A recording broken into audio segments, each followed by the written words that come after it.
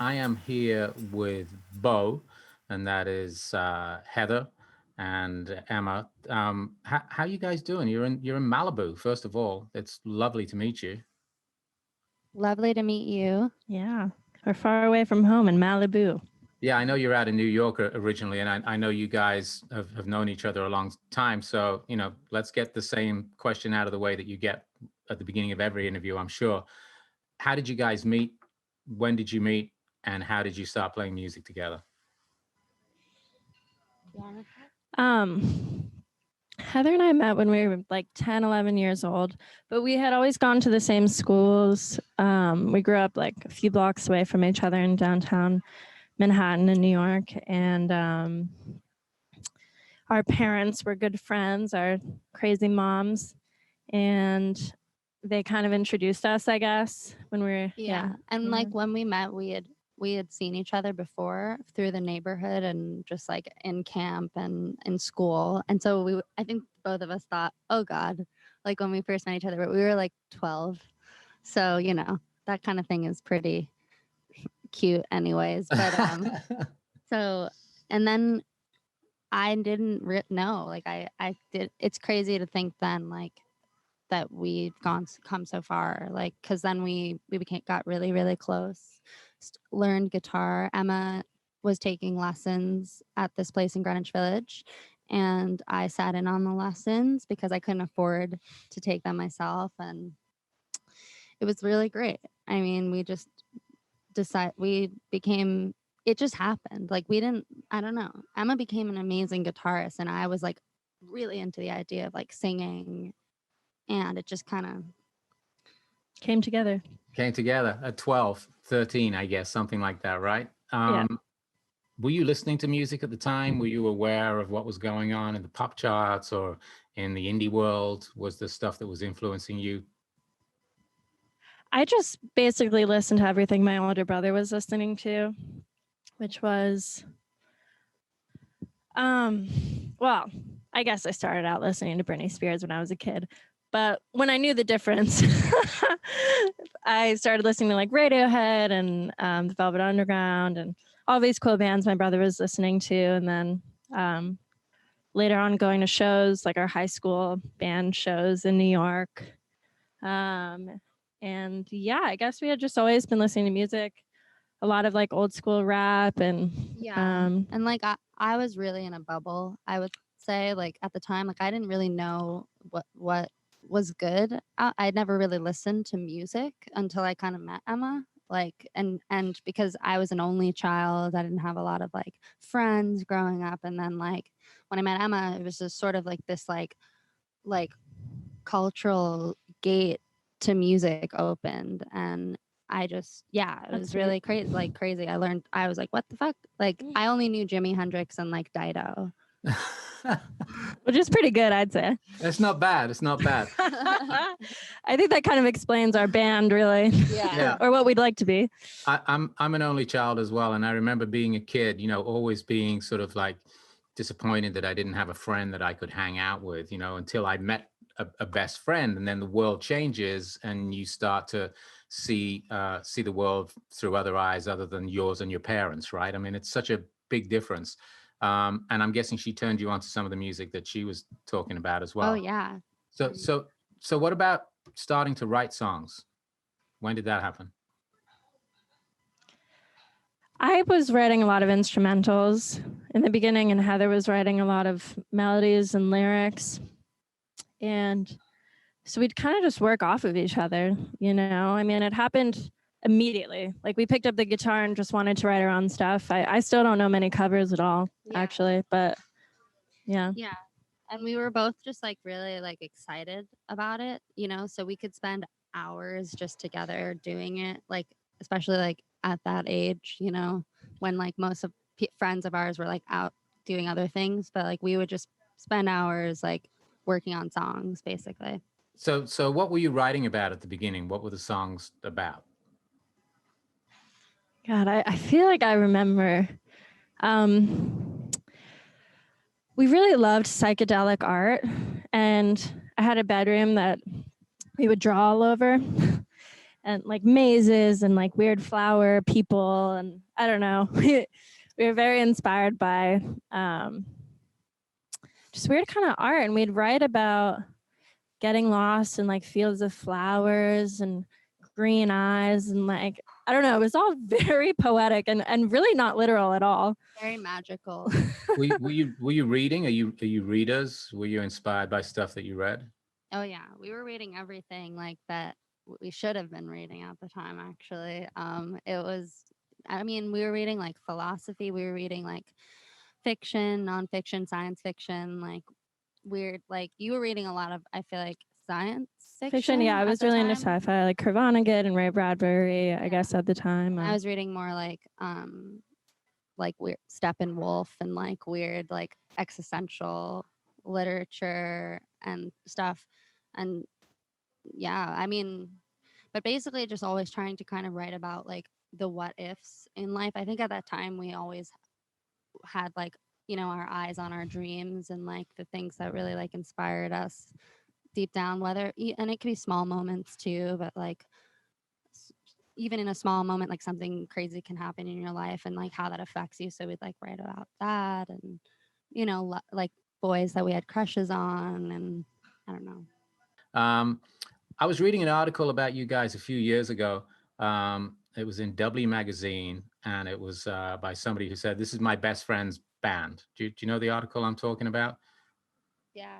It was written by Jillian Sagansky, my right. friend's Yes. band. Yeah. Yes. So that was in 2016, and right at that time, you were just about to release your first album, and there was a lot started to go on for you guys pretty quickly. Can you tell us about that time and getting that first record deal? Yeah. I mean, it was a really crazy time for us, I would say, because when it happened, we were pinching ourselves the whole time. Like, is this really happening?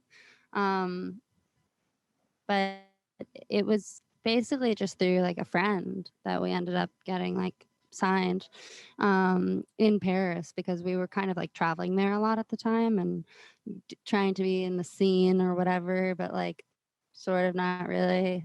I don't know. We just like met. We weren't getting Explain far. that to me, because you know, I went to Paris when I was young, but I wasn't like, you know, getting any record deals or anything. I mean, when you say you were just traveling and hanging out, trying to be in the scene, what does that mean? Well, Heather had a boyfriend, I think is what she means.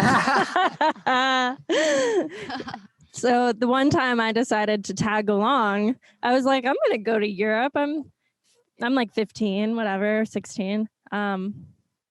And we went, and, you know, we had really just started writing songs for the first time and performing them. And we got a gig. The guy from the label was there. He approached us, and suddenly we walked through the white pearly gates of his office and got signed. And yeah, and he was like a very special person. Like you could just tell he like really just really liked our music and just wanted to help us at the time. And like it was really nice, a really good first like label experience. So we talked a little bit about some of the early songs that you wrote. What about the songs that you wrote and released on that first album? What were you writing about then? Emotional disaster, love lost, heartbreak, like flying with a broken wing, basically, or one wing. We were just going through so much. Yeah, and it's all like a first time kind of thing, you know, because it really was like at that age, you know, when we were like 18, 19, when we recorded it, it was like, I mean, Emma, I think was 17. Yeah, so it was just first getting through those emotional hardships, as Emma said. And what about the experience of touring? Because I know you went out with you went out with Miike Snow, right, for the American tour. And then you went to Europe. I mean, you really got a nice sort of following of people who were out there sort of helping you and booking you. What was it like hitting the road with bands like that? Oh, it was awesome. I mean, it was just a learning experience. Like every night you just learned so much and you felt like you didn't belong there at all. Just looking around and feeling like, wow. But it was great. And we just loved performing. Any gig that we could get in any country we could get just kind of got better. Yeah, and people better. were very forgiving to like a new band on the scene, you know. I keep saying scene. Well, yeah, you were. What were the lessons you took from the traveling and from that first experience? Bring tea, like tea, To the Your own with tea. you all Yeah. the time. Never touch the hummus backstage. Yeah, don't unless you want to get mono. No. I learned a lot of I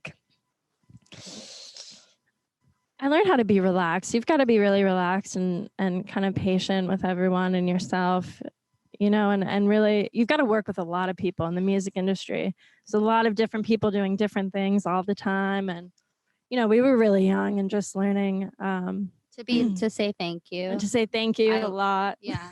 Crucial. And to, with Miike Snow in particular, I feel like I learned so much about production and like how to make a great live show, you know. It was just unimaginable to me before that. Yeah, we learned about inner ears and things like that. I had no idea before. Right. Yeah, it was very educational for sure. And so I know really you've been away for a while from the recorded front, and obviously there's new music that we're talking about. And I want to come back and talk about that in a minute, but I'm going to get you to play another song for us first. Great. What's our next track? It's gonna be One Wing. All right, it's One Wing with Beau, and this is 88.5 Live at Home.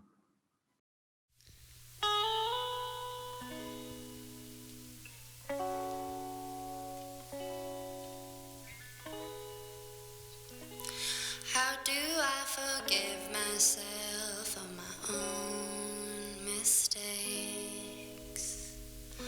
If there's a way, I'll figure it out, but it might take more than a day.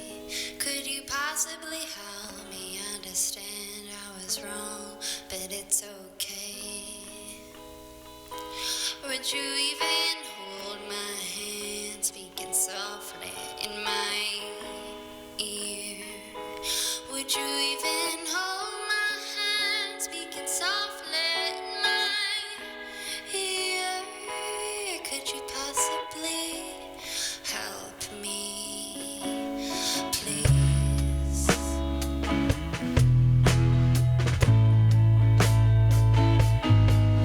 One life is like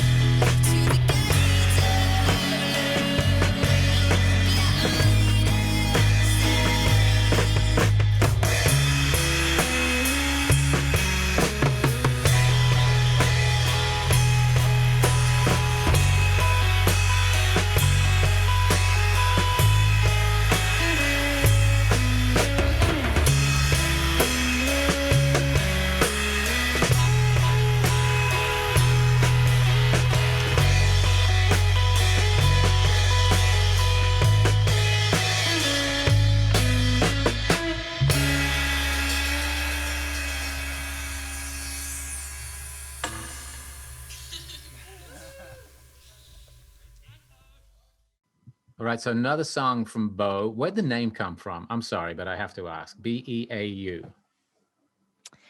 We were called the Boos, Boos, plural Boo. I like that. Thank you. But somebody else had it, perhaps? Well, that, I guess, yeah. There was this like graffiti artist in New York who went by Beau. And we grew up with like graffiti artist friends and boyfriends and shit. And so like at the time I was like, if I'm gonna be a graffiti artist, I wanna write Beau. But it was taken. So then Got it. yeah. But we used it anyway. But yeah, the Boos was also It's okay taken. for a band. Yeah, it was okay. We played a show in Paris under the name The Boos.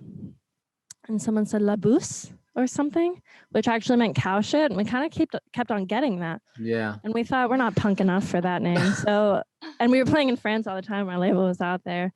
So we kind of just said Beau. It's, you know, it means like handsome, and it was French, which felt Androgynous. appropriate. So that was about 5 years ago, right? Yeah. So that's a little bit of time in between records, in between drinks, as they say. Yes.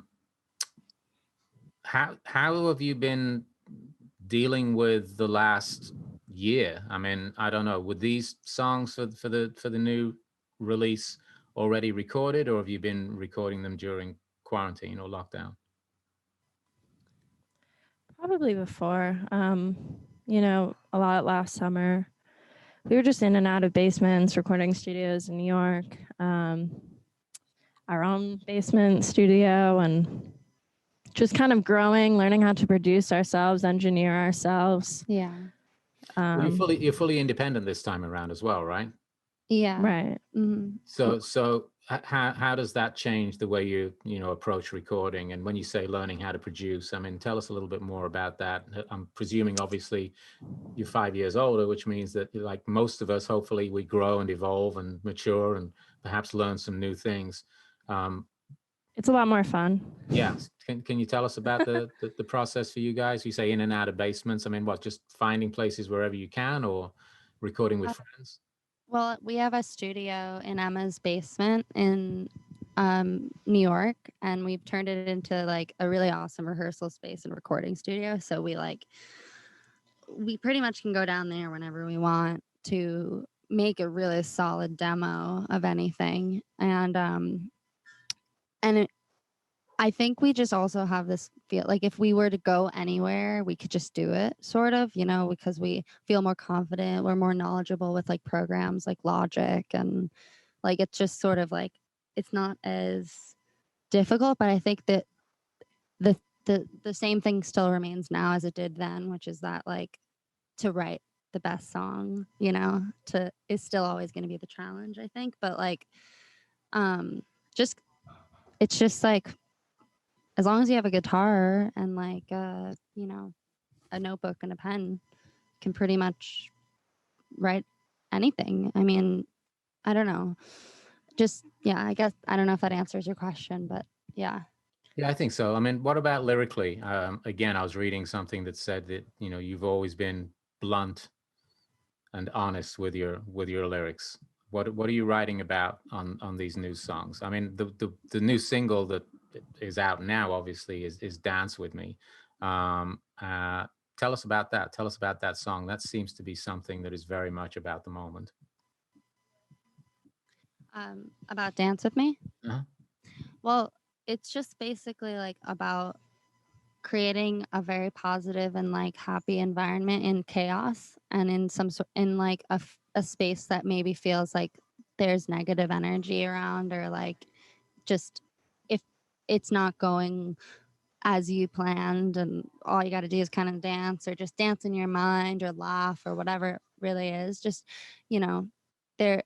there's I think there's like a quote for it, but I'm not sure what, but where you find, it's like you find beauty in the mundane or something, or you can find beauty in chaos, sort of. And, without tension, there is no like movement, or I don't know. There's different ways, I guess. That's my interpretation of it. Yeah. And I think in these past 5 years, gaining more control, production wise, instrumentally, really, just because we taught ourselves more instruments. We were more aware of all the things we could do rather than just trusting a producer to kind of, whip the things we didn't know together. So I think overall this song is just more us, there's more kind of quirky parts of it, and we just took a lot of chances.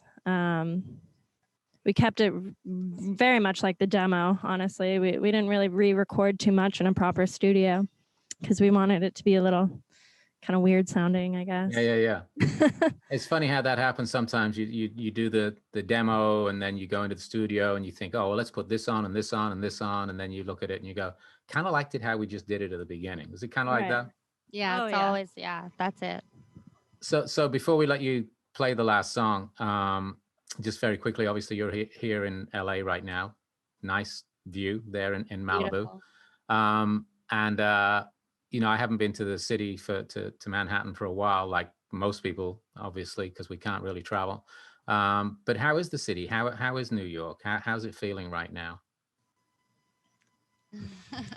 It's feeling kind of weird. I mean, we're from New York, so the fact that there aren't as many cars or people outside is pretty eerie, but also kind of amazing because it just feels like our jungle gym, kind of how I remember it as a kid. But yeah, it's been weird. Yeah, it's not home at the time. It's like it feels there's something different, especially because you can really walk around and see like the effects of the pandemic and everything just like very easily. And but it's like there's a silver lining to that kind of strangeness, or it's idle is what it feels like. It's like, things are going on, but it's not as loud, it's not as crazy, it's like a little bit asleep for the time being. They say the city never sleeps, but I don't know about that. It's resting. Yeah, it's resting. It's taking a nap. Much needed. Much needed. And what about the creative community? I mean, obviously you've got friends who are in the creative community as well. I mean, how the creative community dealing with it? I'm presuming there's going to be a ton of amazing art coming out next year. It's been great. Every artist I spoke to, every musician, it's like I think people are really just buckling down and not having many distractions.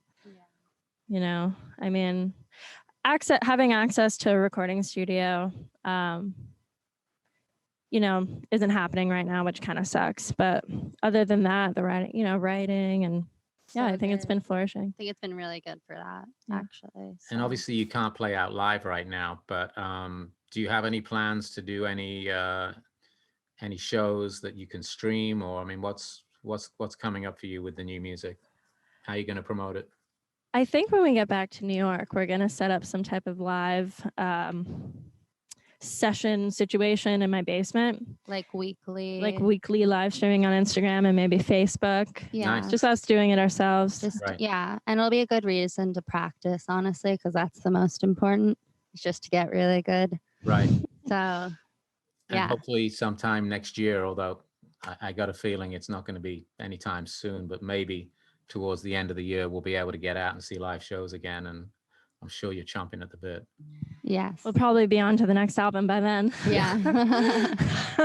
We'll have toured this like to 0 people around the world. It'll be live streaming in every state. It's great to get a couple of minutes with you, and thanks for taking the time. Thank you so much. I hope I get to see you somewhere in person in the not too distant future. But until then, what are you going to finish with? What's the song you're going to finish with? Our new single named Dance With Me. Well, that would be perfect. So since we just talked about it. Thanks, guys. Thank you. I'm Nic Harcourt. This has been 88.5 Live at Home, although it's not their home. It's Michelle's home. And our final song is Dance With Me.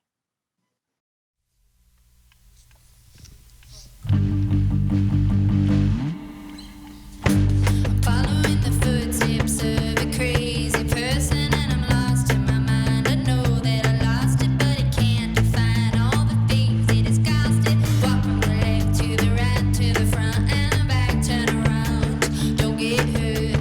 Most of my life, well, most of